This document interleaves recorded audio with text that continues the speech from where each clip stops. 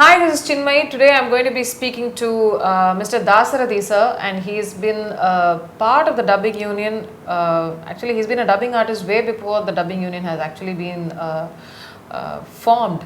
And he's been in the industry for about 37 years, and he's been a dubbing artist for a very, very long time. He's been a child artist, and today I'm going to be speaking to him, asking for clarity on what exactly has been happening, because I, as a dubbing artist, I think have been somebody who has not been involved in a lot of the things as long as the union is concerned.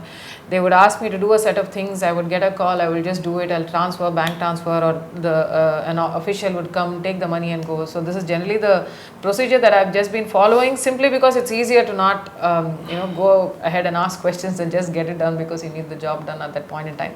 Simply because you also think that you're following the rules as it is set, and when somebody tells me that this is the rule and that needs to be followed, and I have followed it.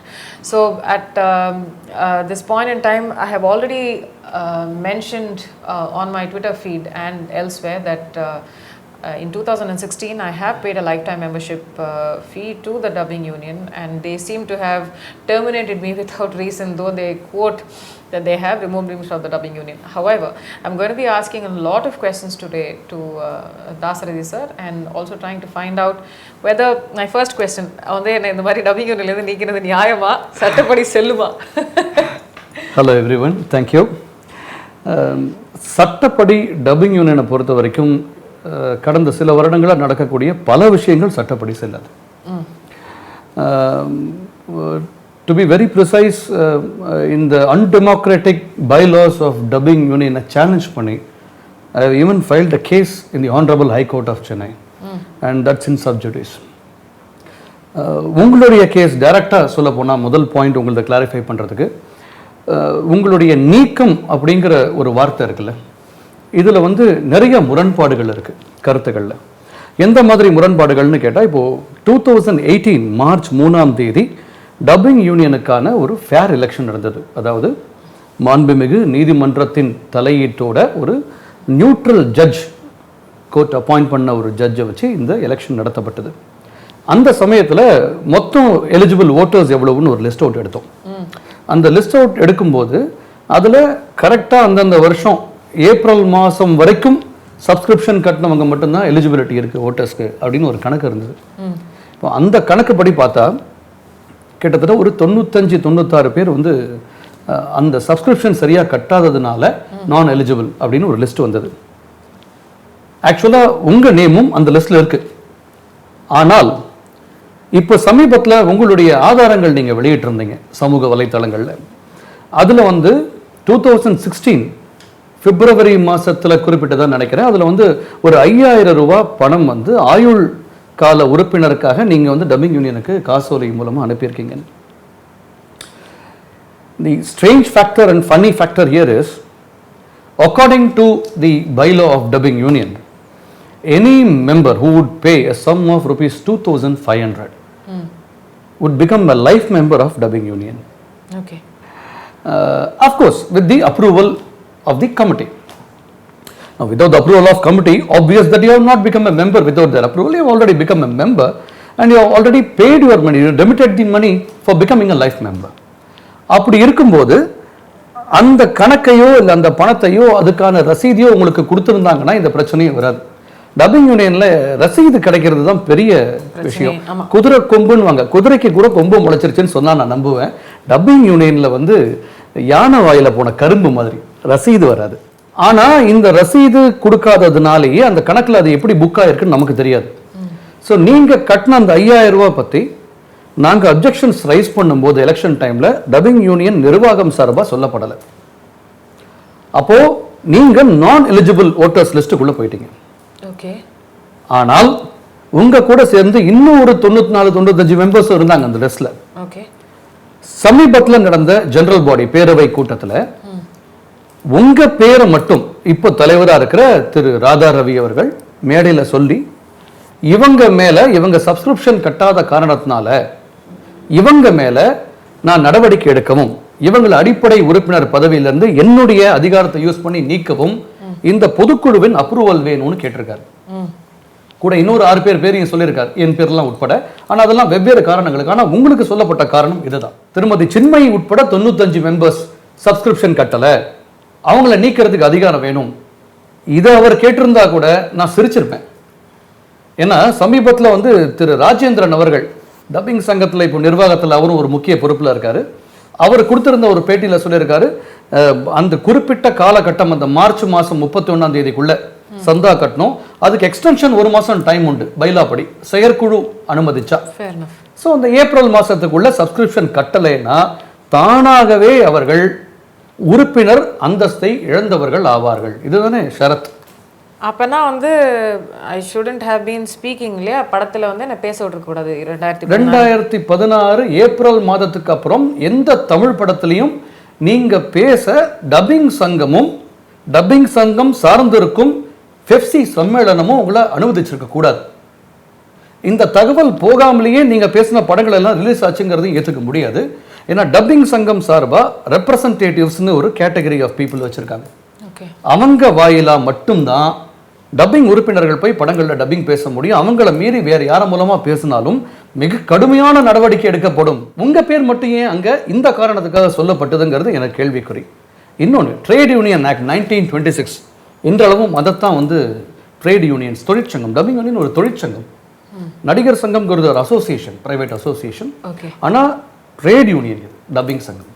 Trade யூனியனில் வந்து இந்த மாதிரி தொழிலாளர்களை நீக்கிறதுக்கான ஷரத்துகள் எதுவும் குறிப்பிடப்படாது. அப்படி பண்ணுறதா இருந்தாலும் ரொம்ப முறையாக அதுக்கான ரொம்ப வன்மையான காரணங்கள், கண்டிக்க தகுந்த காரணங்கள், அதாவது அந்த சங்கத்தை சார்ந்த ஒரு உறுப்பினர், அந்த சங்கத்தில் நிதி மோசடி, நிதி முறைகேடுகள், அந்த சங்கத்தில் இருக்கக்கூடிய இன்னொரு உறுப்பினர்கிட்ட ரொம்ப பொது வெளியில் தொழில் சம்பந்தப்பட்ட மிக தவறான ஒரு அணுகுமுறைக்கு ஏதாவது ஒன்று செஞ்சுருந்தா இந்த மாதிரி பல விஷயங்களை சொல்லி காரணங்களை காட்டி அவங்க மேலே ஆக்ஷன் இனிஷியேட் பண்ண முடியும். அதுவும் ஆக்ஷன் நடவடிக்கையை முன்னெடுக்கலாம். அப்படி எடுத்தாலும் அதை ப்ரொசீஜராக செய்யணும். அதாவது டப்பிங் யூனியன் சரத்துப்படி ஒரு உறுப்பினர் நீக்கப்படணும், ஆக்ஷன் எடுக்கணும்னா அவங்களுக்கு முதல்ல காரண விளக்க கடிதம், they have to send a show cause notice. எனக்கு வந்து இந்த மாதிரி ஐ திங்க் லேட் அந்த ஃபர்ஸ்ட் டிகேட் ஆஃப் 2000ல் வந்து எனக்கு ஒரு ஷோகாஸ் நோட்டீஸ் அமிச்சாங்க, based on a rumour that நான் டப்பிங் யூனியனை பற்றியும் டப்பிங் கலைஞர்களை பற்றியும் தப்பாக பேசிட்டேன் அப்படின்னு சொல்லி உன்னை வந்து ஏன் சங்கத்திலேருந்து நீக்கக்கூடாது அப்படின்னு ஒரு ஷோகாஸ் நோட்டீஸ் அமிச்சாங்க. எனக்கு என்னத்துக்கு ஷோகாஸ் நோட்டீஸ்னால் என்னன்னு எனக்கு தெரியாது. I had no idea. And then ஏதோ ஒரு இன்டர்வியூவில் சொன்னேன். நாங்கள் எந்த இன்டர்வியூன்னு கேட்டால் எஸ்எஸ் மியூசிக்னு சொன்னாங்க. ஸோ எஸ்எஸ் மியூசிக்கில் சொல்லி நான் அந்த இன்டர்வியூவோட டம்ப் எடுத்து I gave them a copy and a letter and I said, இந்த இன்டர்வியூவில் நான் டப்பிங்கை பற்றியே பேசலையே, எப்படி நான் டப்பிங் யூனியனை பற்றியும் மீதி ஆர்டிஸ்ட்டை பற்றியும் நான் தப்பாக பேசினேன்னு எப்படி சொன்னீங்க அப்படின்னு சொல்லி, இல்லை ஒன்றும் ப்ராப்ளம் இல்லை, இதெல்லாம் ஒன்றும் பிரச்சனை இல்லை. I remember meeting mister Selvaraj at அந்த என்ன நடிகர் சங்கம் பில்டிங்கில், அப்போ ஹபீபுல்லா ரோடில் இருந்தது அப்போது. அண்ட் ஆஃப்டர் தேட் ஒரு தரம் ஜெனரல் பாடி மீட்டிங் வந்து நடந்ததுங்கிற விஷயமும் எனக்கு தெரியாது, எனக்கு லெட்டரும் வரல.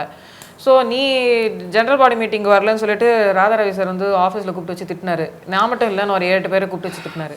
And wherever the union has asked me to come, I have come. நான் பெருசாக நான் வந்து ஐ ஹவ் நாட் செட்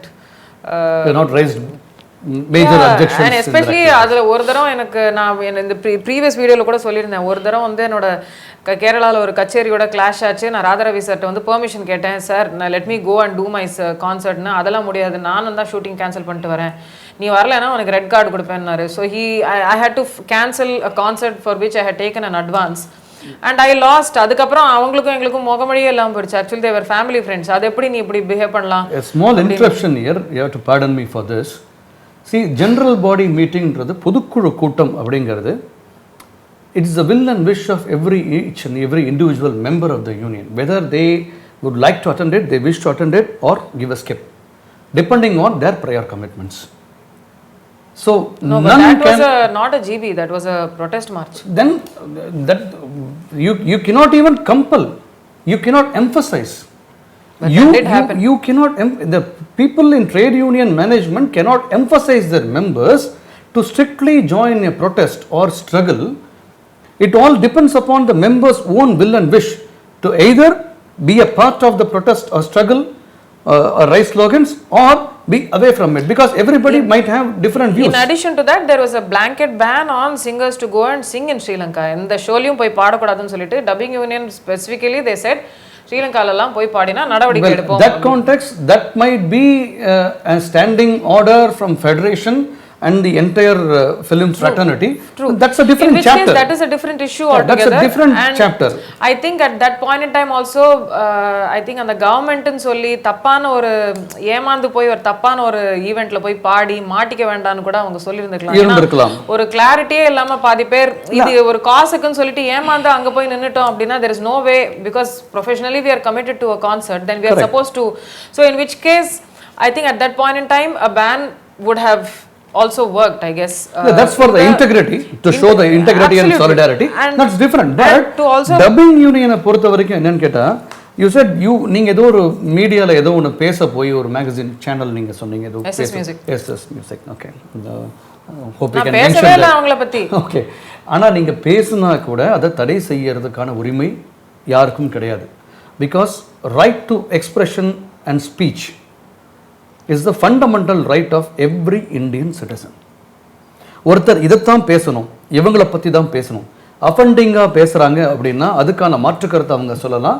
இல்லை மாண்புமிகு நீதிமன்றத்தின் கதவுகளை தட்டி இவங்க என்னை பற்றி அஃபண்டிங்காக பேசிட்டாங்க, அதுக்கு ஆதாரம் இல்லை, இதான் சாட்சி, அவங்க என்கிட்ட மன்னிப்பு கேட்கணும் அல்லது அவங்க அப்படின்னு சொல்லி மான நஷ்ட வழக்கு போடலாம். அதுக்கான உரிமை எல்லா சிட்டிசன் இருக்குது. ஆனால் நீங்கள் டப்பிங் யூனியனுடைய இது பைலா 2006 அமெண்ட் ஆனது, அதில் தலைவருக்குரிய அதிகாரங்களில் ஒரு விஷயம் இங்கே, யூனியன் மீதும் நிர்வாகிகள் மீதும் ஊடகங்கள் பத்திரிகைகள் வாயிலாக பொய்க்குற்றம் சாட்டுவோர், சுவரொட்டிகள் துண்டு பிரசுரங்கள் மூலம் பொய் பிரச்சாரம் செய்வோர், நேரடி மறைமுகமாக யூனியன் பற்றி நிர்வாகிகள் பற்றி தவறாக விமர்சிப்போர், காவல்துறைக்கு பொய் புகார் கொடுப்போர் ஆகியோருடைய செயல்கள் உண்மை என்று தலைவர் கருதினாலே முடிஞ்சு போச்சு. அப்படிப்பட்ட உறுப்பினர்களை அடிப்படை உறுப்பினர் பதவியில் இருந்து நீக்க தலைவருக்கு அதிகாரம் உண்டு. ஆக ஒரு மெம்பருக்கு ஏதோ ஒரு விதமான வயலேஷன், அவருக்கு ஏதோ ஒரு அநீதி இழைக்கப்படுது இந்த சங்க நிர்வாகிகளால். அப்போ அந்த மெம்பர் அதை பற்றி ஊடகங்களில் போய் பேசக்கூடாது, காவல்துறைக்கு போகக்கூடாது, இதை பற்றி வேறு யாருக்கிட்டையும் விமர்சனம் பண்ணவோ டிஸ்கஸ் பண்ணவோ கூடாது. அந்த அடிப்படையில் தான் அவங்களை கூப்பிட்டுருப்பாங்க. ஸோ இவங்களும் இந்த யூனியனில் அடிப்படை உறுப்பினர்கள் தான். அப்போது எந்த உறுப்பினரும் பேசக்கூடாதுன்னா இவங்க மட்டும் போய் எப்படி பேச முடியும்? திஸ் இஸ் முனார்கிக்கல், ஏகாதிபத்தியம்னு சொல்லுவாங்க. பிரிட்டிஷ் அரசாட்சி செஞ்சப்போ இங்கே என்ன சிஸ்டம் இருந்ததோ அந்த அடக்குமுறை, ஒடுக்குமுறை, அடிமைத்தனம், கொத்தடிமைத்தனம்னு கூட சொல்லலாம், அதுதான் இது. அவருடைய இஷ்டப்படி செயல்படுறதுக்கு நான் அவருடைய மனைவியோ மகனோ மகளோ கூட பிறந்தவங்களோ கிடையாதுங்க, இல்லை அவர் வீட்டு செல்ல பிராணியோ கிடையாது. இதே நிலைமை தான் எல்லா மெம்பர்ஸ்க்கும். அவர் என்ன நினைப்பாரு அப்படின்னு யோசிச்சுலாம் நம்ம செயல்பட முடியாது. ஒவ்வொரு மனிதனுக்கும் இங்க கருத்து சுதந்திரமும் பேச்சுரிமையும் இருக்கு. ஒவ்வொருத்தருக்கும் இங்க தன்மானமும் சுய கௌரவமும் இருக்கு. அவங்களுக்கு ஒரு அநீதியும் தெரிஞ்சுன்னா அதை பத்தி வெளியில போய் பேச போறாங்க. அதை பேசக்கூடாதுன்னு சொல்ற உரிமை தலைமை பொறுப்பில் இருக்கக்கூடிய யாருக்குமே கிடையாது. திரு ராதாரவி அவர்கள் உங்களை கூப்பிட்டு அந்த மாதிரி கண்டிச்சிருந்தார்னா இதை நான் இங்க வன்மையா கண்டிக்கிறேன். அந்த அதிகாரம் திரு ராதாரவி அவர்களுக்கோ இல்ல யாருக்குமே இங்க கிடையாது. அதுக்கான லீகலான லெட்டர்ஸ் அவர் அனுப்பியிருக்கலாம், விளக்கம் கேட்டிருக்கலாம், அந்த விளக்கத்தை கொடுக்கறதுக்கு உங்களுக்கு அவகாசம் கொடுத்திருக்கலாம். அந்த விளக்கம் திருப்தி அளிக்கலைன்னா அவர் நீதிமன்றத்தை வேணா நாடி இருக்கலாமே தவிர அப்பவும் உங்க மேல ஆக்ஷன் எடுக்கிறதுக்கோ இல்லை இந்த மாதிரி ஒரு சட்டத்தை பயன்படுத்தி மெம்பரை நீக்கிறதுக்கோ தலைவருக்கு எந்த அதிகாரமும் கிடையாது. ஏன்னா தலைவருங்கிறது நிரந்தர பொறுப்பு கிடையாது, பதவி கிடையாது. யார் வேணா வருவாங்க, யார் வேணா போவாங்க. அந்த பொறுப்பில் இருக்கிறவங்க 2 வருஷம் தான் பீரியட், 2 இயர்ஸ் பீரியட். அதுக்குள்ள முடிஞ்ச அளவுக்கு நல்லது செஞ்சுட்டு போறதுக்கு தான் தலைமையை தவிர வந்து யூனியன்ல இருக்கிற மெம்பர்ஸ் மேலெல்லாம் அவங்களுடைய காழ்ப்புணர்ச்சியின் காரணமாக நடவடிக்கை எடுக்கவோ அவங்கள அடக்குமுறைக்கு உள்ளாக்குறதுக்கோ கிடையாது. ஸோ இது ஒரு பாயிண்ட். இப்போ மெயின் இஷ்யூ நம்ம கேட்டது உங்களுடைய நீக்கம் தொடர்பான அந்த கேள்விக்கு இதெல்லாம் லிங்க் சொல்ல வேண்டியதாக இருந்தது. ரொம்ப எளிமையாக சிம்பிள் வேர்ட்ஸ் சொல்ல போனால், the president of dubbing union or the management members of dubbing union cannot exercise their power of veto in removing you from the basic membership of the dubbing union.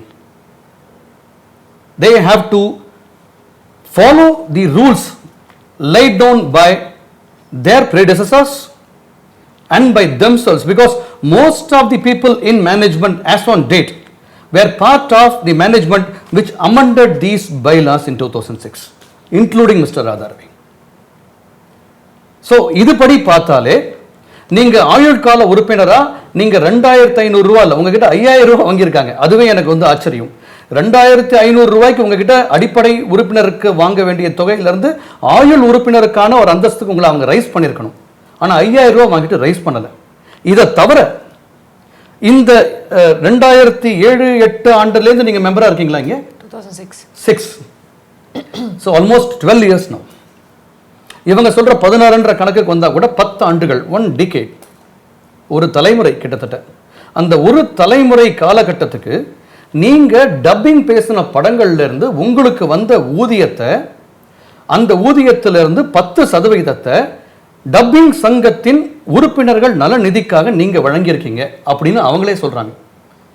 ஏன்னா 10% deduction இந்த 2 வருஷமா தான் நாங்க பண்ணல, அதுக்கு முன்னாடி வரைக்கும் பண்ணியிருக்கோன்றது டப்பிங் யூனியனோட வேர்டிக்ட். அது ஒரு தனி கான்ட்ரோவர்சி. இப்போ மிஸ்டர் ராதாரவி அவர்கள் வந்து நடிகர் சங்கத்தில் வந்து முக்கிய பொறுப்புகள் வகிச்சிருக்காரு. இதே யூனியனில் இருக்கிற திரு KR செல்வராஜ் அவர்கள், திரு ராஜேந்திரன் அவர்கள், இன்னும் பலர், திருமதி பசி சத்யா அவர்கள், திருமதி சத்யபிரியா அவர்கள், இப்போ வைஸ் பிரசிடென்ட்டாக இருக்கிற திருமதி ரோகிணி அவர்கள், இந்த மாதிரி பல பேர் இந்த நிர்வாகத்தில் இருக்கிறவங்க நடிகர் சங்கத்திலையும் உறுப்பினர்களாக இருக்காங்க. இன்னும் பல சங்கங்கள் உறுப்பினர்களாக இருக்காங்க. ஆனால் எந்தெந்த சங்கங்களில் உறுப்பினர்கள் அவங்களுடைய ரெம்யூனரேஷன், அவங்களுடைய சம்பளத்தை அவங்களே வாங்க முடியாமல் இருக்குன்னா அது மிகப்பெரிய கேள்விக்குறி. இன்னைக்கு லீடிங்கில் இருக்கிற பல டைரக்டர்ஸ், பல கொரியோகிராஃபர்ஸ், பல சினிமாட்டோகிராஃபர்ஸ், பல சிங்கர்ஸ், பல artist, heroes, heroines, character artist, இவங்க எல்லாரோடைய சம்பளமும் யூனியனுக்கு போயிட்டு 10% பிடித்தம் செய்யப்பட்ட அவங்களுக்கு வருது. ஆனால் டப்பிங் யூனியனில் அந்த நிலைமை. ஏன் அந்த கொத்தடிமைத்தனம்? 10% கட்டாய பிடித்தம். இதை நடைமுறைப்படுத்துறதுக்கு இந்த பைலால இடம் கிடையாது. ஆனால் டப்பிங் யூனியனில் இருக்கு. ஆனால் வேற வழி இல்லை, விதியே இங்கே வேலை செய்யணும். இந்த கட்டாய காரணத்துக்காக உங்களை மாதிரி ஒரு உலக பிரபலமான செலிபிரிட்டியே வந்து வேற வழி இல்லாமல் கட்டாயத்துக்கு உள்ளாகும் போது அடிமட்டத்தில் இருக்கிற கடைக்கோடியில் இருக்கிற ஒரு சாமானிய டப்பிங் உறுப்பினர் நிலைமை என்ன? அவங்களை இதை கொடுத்து தான் ஆகணும். இன்னைக்கு இதை நீங்க சொன்ன உடனே இவ்வளவு உங்களை பத்தி உலகம் முழுக்க தெரிஞ்சிருந்து நீங்க யாருங்கிற ஒரு அடையாளம், உங்களுக்கு சுய அடையாளத்தை ஏற்படுத்திக்கிட்டு வலம் வரக்கூடிய உங்களையே இந்த டப்பிங் சங்க நிர்வாகம் பப்ளிக்கா மீட்டிங் போட்டு எந்த விதமான ஆதாரமும் அடிப்படையும் இல்லாமல் நீக்க முடியுதுன்னா மற்ற உறுப்பினர்கள் என்ன செய்வாங்கன்னு யோசிங்க. அதுக்கு பலியானவங்கள முதல் கட்டத்தில் இருக்கிறவங்க வந்து திரு மதியழகன், திருமதி மகாலட்சுமி கண்ணன், திரு கண்ணன், இவங்க எல்லாரும் இந்த டப்பிங் யூனியன் ஃபினான்ஷியல் இர்ரெகுலாரிட்டிஸ் எடுத்து கேள்வி கேட்டாங்க. 10% ஏன் பிடித்தம் செய்யறீங்க? இத்தனை வருஷமா பல ஆயிரங்கள் எங்ககிட்ட இருந்து வாங்கிக்கிட்டீங்க, ஆனா எங்களுக்கு லைஃப் மெம்பர்ஷிப் நீங்க இன்னும் தரல, எங்களுக்கு அதை கொடுங்க, எங்களுக்கான பெனிஃபிட்ஸை கொடுங்க, உரிய அங்கீகாரத்தை கொடுங்கன்னு கேட்டாங்க. ஆனா அதுக்கு அவங்களுக்கு கிடைச்ச பரிசு அவங்க டப்பிங் சங்கத்திலிருந்து நீக்கப்பட்டாங்க. என்ன காரணம் சொல்லி? அவங்க போட்டி சங்கம், டப்பிங் சங்கத்துக்கு போட்டி சங்கம் ஆரம்பிக்க முயற்சியில் ஈடுபட்டதாகவும் அந்த காரணமா போட்டி சங்கம் ஆரம்பிக்க முயற்சி செஞ்ச அந்த குற்றத்துக்காக இவங்க 3 பேரை நீக்கினதா காரணம் சொல்லப்பட்டிருக்கு நீதிமன்றத்தில். அந்த வழக்குகள் இன்னும் நிலுவையில் இருக்கு. South Indian cine television artist and dubbing artist union, தென்னிந்திய திரைப்பட சின்னத்திரை நடிகர்கள் மற்றும் டப்பிங் கலைஞர்கள் சங்கம், இதுதான் டப்பிங் சங்கம். அப்போ இந்த டப்பிங் சங்கத்தில் தென்னிந்திய திரைப்பட நடிகர்கள் இருக்காங்க, சின்னத்திரை நடிகர்களும் இன்க்ளூசிவ், டப்பிங் கலைஞர்களும் இன்க்ளூசிவ். இப்போ திரு ராதாரவி அவர்கள் இந்த சங்கத்திலையும் மெம்பராக இருக்காரு. இவர் ஏதோ சமீபத்தில் ஒரு சங்கம் ஒன்று திறந்தாங்க, ஒன்று என்ன புதுமுக நடிகர்கள் சங்கம் அப்படின்னு. இவர் அதில் மெம்பராக இல்லையான்னு எனக்கு தெரியாது. எங்கள் சங்கத்தை சேர்ந்த பல மெம்பர்ஸ் அந்த மேடையில் இருந்தாங்க. திரு ராஜேந்திரன் அவர்கள் இருந்தார்னு நினைக்கிறேன், திரு KR செல்வராஜ் அவர்கள் இருந்தார்னு நினைக்கிறேன், திரு SV சேகர் அவர்கள் இருந்தார்னு நினைக்கிறேன். இப்படி பல மெம்பர்ஸ் இருந்தாங்க. அப்போ இந்த சங்கம் நடிகர் சங்கம்னா புதுமுக நடிகர்கள் சங்கம் போட்டி சங்கமா இல்லையா? அந்த சங்கம் திறப்பு விழாவில் இவங்க எப்படி கலந்துக்க முடியும், மேடை அலங்கரிக்க முடியும், பாராட்டி பேச முடியும்? அப்போ இவங்க வந்து டப்பிங் சங்கத்துக்கு எதிரிகள் இல்லையா? இப்போ சின்னத்திரை நடிகர்களும் எங்க சங்கத்துல பேர் இருக்கு, திரைப்பட சின்னத்திரை நடிகர்கள் டப்பிங் கலைஞர்கள் சங்கம். ஆனா திரு KR செல்வராஜ் அவர்கள், திரு ராஜேந்திரன் அவர்கள் எங்க நிர்வாகத்தில் இருக்காரு, அவர் சின்னத்திரை நடிகர்கள் சங்கத்துக்கு தலைவராகவே இருந்திருக்காரு. அப்ப இந்த சங்கத்துக்கு அந்த சங்கம் போட்டி சங்கம் இல்லையா? இதுல என்னங்க போட்டி, பொறாமை? இதுல இன்னும் விசித்திரம் என்னன்னு கேட்டா, இந்த 3 உறுப்பினர்களும் போட்டி சங்கம் ஆரம்பிச்சதுக்கான ஒரு ஆதாரத்தை கூட இது நாள் வரைக்கும் இந்த டப்பிங் சங்கத்தால எங்கேயும் சமர்ப்பிக்க முடியல. அது நீதிமன்றத்திலையும் சரி, பொது வெளியிலையும் சரி, உறுப்பினர்கள் கிட்டையும் சரி. ஆனா அவங்க நீக்கப்பட்டு 4 வருஷங்கள் ஆக போகுது. அவங்கள 2 பேர் வந்து இன்டரிம் இன்ஜெக்ஷன் இடைக்கால தடை உத்தரவு வாங்கி உள்ள வந்து மெம்பர்ஸா ஒர்க் பண்ண ஆரம்பிச்சிட்டாங்க. ஒருத்தருடைய கேஸ்ல சில சிக்கல்கள் இருக்கிறதுனால அவரால் இன்னும் உள்ள வர முடியல. ஆனா 3 பேரும் மிகச்சிறந்த ஆகச்சிறந்த டப்பிங் கலைஞர்கள். திரு ராதா ரவி அவர்கள் டப்பிங் கலைஞரா, இவங்க 3 பேர் டப்பிங் கலைஞரா? திரு ராதா ரவி அவர்கள் திரு சேர செல்வராஜ் அவர்களுக்கு அனுபவம் அதிகமா, இவங்களுக்கு அனுபவம் அதிகமானு கேட்டா திரு ராதா ரவி அவர்களோ அல்லது இதுக்கு முன்ன இந்த யூனியன்ல வந்து தலைவராக இருந்த திரு வீரமணி அவர்களோ, அவங்கள்லாம் இந்த யூனியன்ல மெம்பர்ஸா இருந்து தலைமை பொறுப்புல இருந்து பேசி பெர்ஃபார்ம் பண்ண படங்களை விட, தொடர்களை விட, அட்வர்டைஸ்மெண்ட்ஸை விட, டாக்குமெண்ட்ரிஸை விட பல 1000 மடங்கு அதிகமான சீரியல்ஸும் படங்களும் அட்வர்டைஸ்மெண்ட்ஸும் டாக்குமெண்ட்ரிஸும் பேசி அவங்களை விட திறமைசாலிகள் இந்த 3 உறுப்பினர்கள். என்ன தப்பு பண்ணாங்க? அந்த 3 உறுப்பினர்களை ஏன் நீக்கினீங்க? ஏன் இவ்வளவு ஃபினான்ஷியல் இரெகுலாரிட்டிஸ் இருக்கு? இந்த கேள்வியை நான் கேட்டேன். இதுக்கெல்லாம் நீங்க பதில் சொல்லலைன்னா உங்களை எதிர்த்து நான் லீகலா சட்டப்பூர்வமா போவேன் அப்படின்னு ஒரு மெயில் அனுப்பினேன். இந்த சங்கத்தின் பைலாலாம் உனக்கு நல்லா தெரிஞ்சிருந்தும் லீகலா எப்படி நீ போவ? இந்த வார்த்தையை சொன்னதுக்காக உன்னை சங்கத்தை விட்டு நீக்கிறோம். என்ன நீக்கினாங்க? மாண்புமிகு நீதிமன்றம் இந்த நாட்டில் இன்னும் சட்டம் சாகலைங்கிறத உறுதிப்படுத்தி எனக்கும் இடைக்கால தடை உத்தரவு வழங்கியிருக்கு. நானும் இப்போ மெம்பரா ஒர்க் பண்றேன். மீ டூ இங்க கம்ப்ளைண்ட்ஸே இல்லை டப்பிங் சங்கத்தில், தேடினாலும் கிடைக்காது அப்படின்னு 2 நாளைக்கு முன்னாடி தற்போதைய டப்பிங் சங்க தலைவர் ஒரு தொலைக்காட்சி நேர்காணலில் சொல்லியிருக்காரு. திருமதி பூமா சுப்பாராவ் அப்படின்னு ஒரு மெம்பர் 2016 ஜனவரி மாதம் டப்பிங் சங்கத்தில் உறுப்பினர் ஆனாங்க. மே மாதம் 2016 அவங்க அடிப்படை உறுப்பினர் அந்தஸ்திலிருந்து நீக்கப்பட்டாங்க.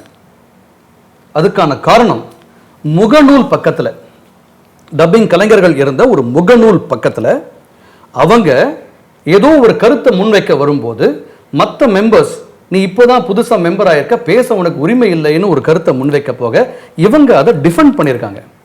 இப்போ இல்லை, நான் ஒரு 4 வருஷம் முன்னாடியே மெம்பர் ஆகியிருக்கணும். நியாயப்படி பார்த்தா எனக்கு கார்டு எடுக்கணும்னு நான் டப்பிங் சங்கத்தை நாடின போது கார்டு எடுக்கணும்னா அப்போ சங்கத்தில் தலைமை பதவியில் இருந்தவரோட வீட்டில் வந்து அவரை பார்க்கணும்னு சொன்னாங்கன்னு சொல்லி ஒரு போஸ்ட் போட்டாங்க. அது வேறு சப்ஜெக்ட். அது வந்து உண்மையா பொய்யா, அதுக்கான ஆதாரம் இருக்கா இல்லையாங்கிறதெல்லாம் அவங்க பதில் சொல்லுவாங்க. ஆனா இத ஒரு பிரைவேட், ஒரு தனிப்பட்ட முகநூல் குழுமத்தில் அவங்க பதிவிட்டாங்க. அது பதிவிட்டதுக்கு டப்பிங் யூனியன் சார்பா அவங்களுக்கு கடிதம் அனுப்பப்பட்டது. காரண விளக்கம், நீங்க எப்படி சங்கத்தின் தலைவரை பத்தி முகநூல்ல தப்பா பேசலாம், இதுக்கான விளக்கம் தாங்க, இல்லை உங்களை நாங்க நீக்குவோம். அவங்க கடிதம் அனுப்புனாங்க. முகநூல்ல நாங்க பேசக்கூடாதுன்னு நீங்க எங்கேயுமே சட்டம் வைக்கலையே. அப்படி அடிப்படை விதிகள் வச்சிருக்கீங்களா? பைலா வச்சிருக்கீங்களா? முகநூல்ல நான் பேசினேன். இன்னொன்னு, அப்படி நான் பேசுறது என்னுடைய தனிப்பட்ட விருப்பம். அதை எப்படி யூனியன் சிக்கலா கொண்டு வந்து யூனியன்ல இருந்து எனக்கு நீங்க நடவடிக்கை எடுக்கிறீங்க? இது தவறுன்னாங்க.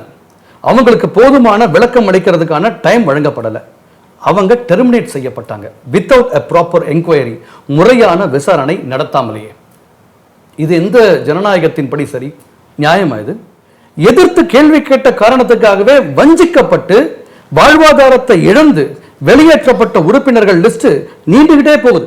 அவ்வளவு பெரிய லிஸ்ட்ல இன்னைக்கு டப்பிங் சங்கத்தை எதிர்த்து அவங்க நீங்க மேடம் நீங்க வந்து ஒரு 15 வழக்குகள் நிலுவையில் இருக்கிறதா ஏதோ ஒரு பத்திரிகை சந்திப்பில் நீங்க குறிப்பிட்டிருந்தீங்க.